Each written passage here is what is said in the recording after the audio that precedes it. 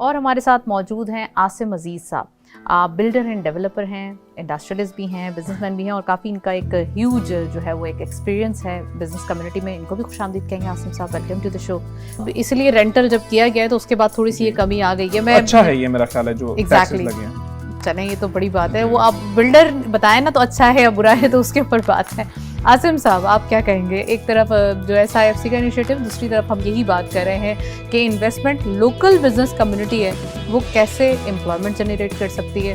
खासकर अगर हम बात करें जो कि एम्प्लॉयमेंट के हवाले से अभी एक अनएम्प्लॉयमेंट ज़्यादा हो गई थी तो उसके ऊपर कहा जा रहा है कंस्ट्रक्शन एक्टिविटी चलनी चाहिए। इसको कैसे देखते हैं? मैम देखिए, सबसे पहले तो मैं इस पर बात करने से पहले ये कहूँगा कि हमारी जितनी भी रेगुलेटरी हमारी अथॉरिटीज़ हैं पाकिस्तान की, स्पेशली डेवलपमेंट अथॉरिटीज़ हैं जी, जैसे रावलपिंडी डेवलपमेंट अथॉरिटी हो गई, CD हो गई, इसी तरह LDA हो गई, बाकी अपने अपने शहरों में जो हैं। सबसे पहले तो बिल्डर और ये जो रेगुलेटरी अथॉरिटीज़ होती हैं इनके दरमियान एक मजबूत कनेक्शन होना चाहिए, क्योंकि हमारे मुल्क में बदकिस्मती से एक ये होता है कि रेगुलेटरी अथॉरिटीज़ जो हैं ये काम को इतना ज़्यादा प्रोसेस को डिले करती हैं कि एक अगर कोई भी बिल्डर या डेवलपर कोई अगर अपनी अप्रूवल लेने के लिए जाता है, चाहे वो एक हाई रिस्क बिल्डिंग है या कोई उसका हाउसिंग प्रोजेक्ट है कुछ भी, तो उसको इतना ज़्यादा डिले किया जाता है कि वो सालों साल लग जाते हैं। दिस इज द रीजन कि अजहर साहब कह रहे थे SIFC को लोकल बिजनेस को भी वहाँ होना चाहिए ताकि NOCs का प्रॉब्लम ना हो। जी, NOCs का प्रॉब्लम ना हो। अब एक बिल्डर फॉर एग्जांपल वो अगर इतनी बड़ी अपनी इन्वेस्टमेंट करता है, अरबों रुपये इन्वेस्ट करता है और उसको 6-6 साल अप्रूवल ही नहीं मिलती,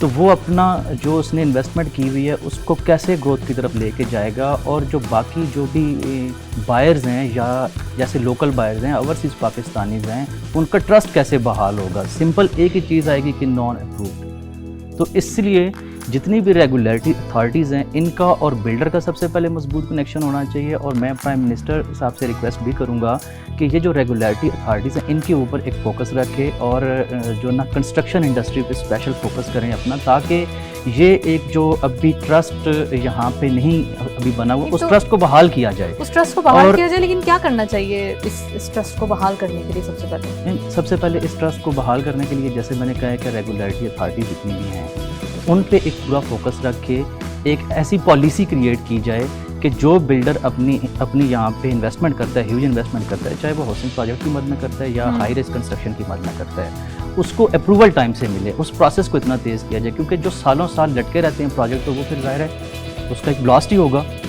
उस पर कुछ नहीं हो सकता, ट्रस्ट एक डेफिसिट पैदा होगा। तो इसलिए जो हमारे यहाँ पे अप्रूवल के जो ना प्रोसेस है पूरे पाकिस्तान के अंदर जिस भी शहर के अंदर उसको एक फास्ट ट्रैक पे लाना चाहिए। Power tariffs. अच्छा, मैं आसिम साहब से ही पूछूंगी। आसिम साहब, सोसाइटीज़ के हवाले से अगर हम बात करें तो आपने कहा कि इश्यूज आ जाते हैं जब हम थोड़ा सा डिले देखते हैं इन दी NOCs एंड समथिंग। तो आप क्या समझते हैं, सिर्फ इंडस्ट्रीज पॉइंट ऑफ व्यू में है या फिर ये हाउसिंग सोसाइटीज़ में भी है? क्योंकि हाउसिंग सोसाइटीज़ में तो फिर लोगों का पैसा भी लगा होता है, लोग भी आपसे कनेक्टेड होते हैं। ये दोनों जगह पे है, हाउसिंग सोसाइटीज़ में भी है और कंस्ट्रक्शन के फील्ड में भी है। जैसे फॉर एग्जांपल मैं सबसे बड़ी मिसाल इसकी आपको यूँ दूँगा कि जैसे डॉलर का रेट आप देखें, आज से 5 साल पहले अगर देखें डॉलर का रेट और आज का डॉलर का रेट देखें, एक अगर डेवलपर है उसने 5 साल पहले प्रोजेक्ट अगर स्टार्ट किया है और 5 साल तक उसको अप्रूवल ही नहीं मिलती, तो जो इसने अपना एक क्राइटेरिया सेट किया इन्वेस्टमेंट का या अपने जो भी मतलब कि बायर्स वहाँ पे लेना चाहते हैं प्रोडक्ट को, तो वो जो 5 साल पहले रेट सेट किया था वो 5 साल से डिलीवर करेगा उसको। जब रेगुलेटरी अथॉरिटीज़ इतना ज़्यादा डिले करेंगे उस चीज़ को और डॉलर का इतना ज़्यादा फ़र्क पड़ेगा तो फिर तो वो डिलीवर करना उसके लिए बिल्कुल इम्पॉसिबल होगा। तो इसलिए टाइमली अगर वो जो ना डेवलपमेंट अथॉरिटीज़ अगर टाइमली अप्रूवल देंगी तो वो भी टाइमली जो क्राइटेरिया उसने सेट किया होगा, जो एक उसने बजट सेट किया होगा उसके अंदर वो आसानी से डिलीवर भी कर पाएगा और इस तरह ट्रस्ट डेफिसिट भी नहीं होगा। चूँकि हाई राइज बिल्डिंग के कॉन्सेप्ट को कैसे देखते हैं? खासकर सोसाइटीज़ की वजह से थोड़ा सा एग्रीकल्चर लैंड के ऊपर इश्यूज आता है, कहते हैं कि सोसाइटीज़ बन जाती हैं, लैंड रखना या ज़मीनें लेना ज़्यादा इजी है, फिर इसको पार्क कर देना, बाद में इसमें सोसाइटीज़ बना देना, ये एक बिज़नेस बहुत ज़्यादा कामयाब है।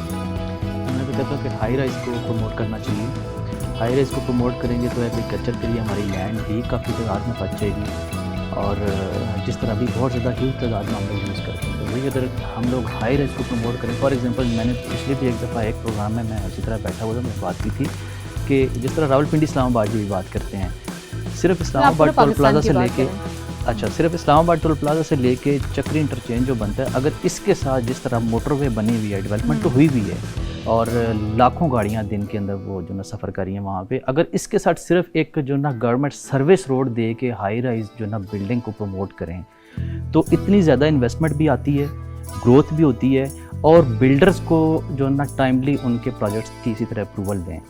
तो आपकी जितनी भी वहाँ पे अभी एग्रीकल्चर लैंड यूज़ हो रही है, हाउसिंग सोसाइटीज़ आ रही हैं, बजाय हाउसिंग सोसाइटीज़ की तरफ जाने के लोग इसी तरह हाई राइज बिल्डिंग तरफ मूव करेंगे और आपका स्किल्ड वर्कर जितना भी है वो भी पाकिस्तान के अंदर ही रहेगा और रोज़गार भी मिलेंगे।